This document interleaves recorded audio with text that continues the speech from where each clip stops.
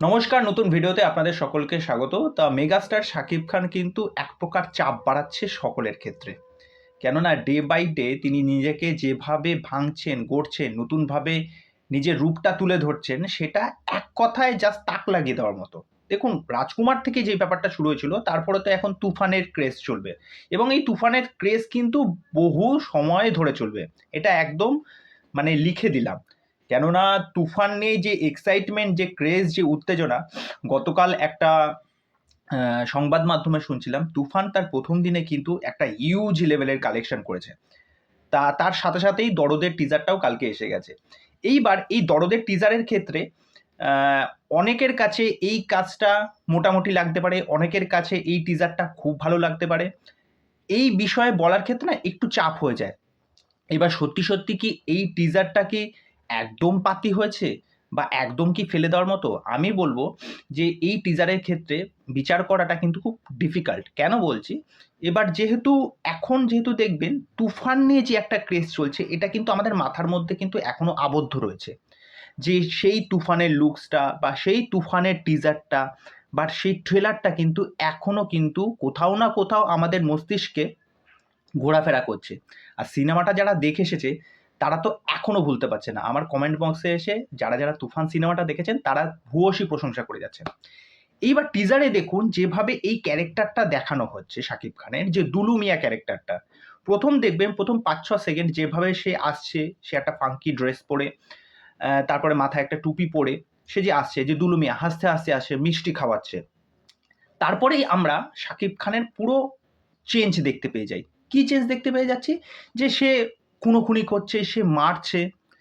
তারপরে দেখবেন সোনাল চৌহানকে নিয়ে যখন আদর করছে বা তাকে ভালোবাসছে, তার চোখ মুখের মধ্যে একটা আলাদা এক্সপ্রেশন। ক্যারেক্টারটার মধ্যে অনেকগুলো কিন্তু ভেরিয়েশন আছে এবং এটা একটা সাইকো থ্রিলার গল্প হতে চলেছে, এটা দেখেই বোঝা যাচ্ছে। এবার দেখুন এই টিজারের মধ্যে শুধুমাত্র ভালো বিষয় যেটা, সেটা হচ্ছে এই যে শাকিব খানের যে এই যে চরিত্রের যে বিন্যাসগুলো, প্রথম থেকে দেখবেন যে সে যখন একটা স্বপ্ন দেখছে, তার পাস্টে তার কিছু একটা ভয়ঙ্কর একটা বাজে কিছু এক্সপিরিয়েন্স আছে, যার ফলে সেই স্বপ্ন থেকে জেগে উঠছে এবং তারপরে সেই ক্যারেক্টারটা আমরা দেখছি কি নানা রকম অ্যাক্টিভিটি করছে এবং সেই অ্যাক্টিভিটিগুলো কিন্তু খুবই বাজে। খুন করছে, পরক্ষণেই সে যখন দেখছে যে রক্তাক্ত অবস্থায় তার হাত ফাত মুখে রক্ত লেগে আছে, সে নিজেকে দেখে চিনতে পারছে না বা হাত ফাত দেখে বলছে রক্ত কোথা থেকে আসলো। এবং দেখবেন টিজারটাকে কিন্তু পুরোপুরি রিভিল করেনি। একটা টিজার দেখে মোটামুটি কিছুটা হলেও আন্দাজ করা যায়, যে এইটুকুনি বোঝা যাচ্ছে যে এই সিনেমাটা কি ধরনের হতে চলেছে। এর মধ্যে ভালোবাসা থাকবে, বিট্রে থাকবে, রিভেঞ্জ থাকবে, সমস্ত বিষয়টা।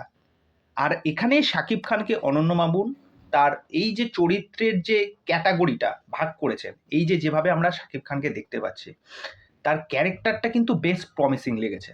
তা বক্তব্য বিষয় যেটা হলো যে এই টিজারের মধ্যে ওয়ান অ্যান্ড অনলি ভালো জিনিস যদি কিছু হয়ে থাকে সেটা হচ্ছে অনলি শাকিব খান। কেননা তার যে এই যে প্রত্যেকটা লুকস আমরা দেখতে পাচ্ছি, তার প্রথম থেকে শেষ অবধি তার যে চরিত্রের যে ওঠানামাগুলো দেখতে পাচ্ছি, সেইগুলো কিন্তু দেখে বেশ ভালো লাগছে। কিন্তু সেই টিজারের মধ্যে যে একটা টিজার দেখলে দেখুন, যখন আপনারা তুফান দেখেছিলেন, সেই তুফান দেখে আপনাদের গায়ে এক প্রকার কাঁটা দিয়ে উঠেছিল বা আপনাদের মুখ থেকে কিন্তু রীতিমতো তখনই বেরিয়ে এসেছিল, ওয়াও এটা কি করেছে, এটা আমরা কোন শাকিব খানকে দেখছি।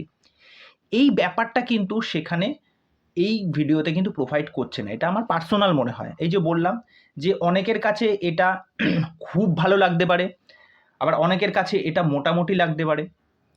কেন বলছি কথাটা? কেন হচ্ছে ওই তুফানের জায়গা থেকে আমরা এখনো বেরিয়ে আসতে পারিনি।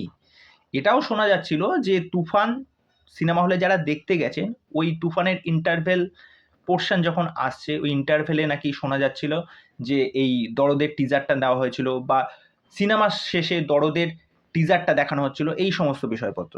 তা যাই হোক, ওভারঅল এখানে শাকিব খানের যে লুকসটা, তার যে অ্যাক্টিভিটিগুলো, সেইগুলো দুর্দান্ত লাগছে। আর ব্যাকগ্রাউন্ড মিউজিক যেটা চলছে সেটা যে খুব ইন্ট্রিগিং সেটা একদমই না, ঠিকঠাক, ঠিক আছে। এবার আমি বলবো ট্রেলারটা আসলে পুরোপুরি বোঝা যাবে যে এই গল্পটা কোন দিকে যেতে চলেছে। তা টিজারের দিক থেকে ঠিকঠাক টিজার হয়েছে, আমি বলবো না একদম ওয়াও টিজার হয়েছে, যেটা আমি তুফান দেখে আমি বলেছিলাম যে ওয়াও, কেননা আমাদের এখানেও যখন তুফান আসবে অবশ্যই দেখব। তা এখানে স্টার কাস্টও ভালো আছে, পায়েল আছে, রাজেশ শর্মা আছে, রাহুল আছে, তা বাংলাদেশেরও অন্যান্য অভিনেতা অভিনেত্রী থাকবে হয়তো। এই হলো বক্তব্য বিষয় দরদ নিয়ে। তা এই বিষয়ে আপনাদের কি মতামত সেটা অবশ্যই আমাকে কমেন্ট করে জানাবেন। তো চলুন পরবর্তী ভিডিওতে আবার দেখা হচ্ছে। আর চ্যানেলে এসে আমার চ্যানেলটাকে সাবস্ক্রাইব করে দিয়ে এইভাবে সাথে থাকবেন, ভালোবাসা দেবেন, নিজেদের মতামত জানাবেন। আজকের মতো এখানেই, নমস্কার।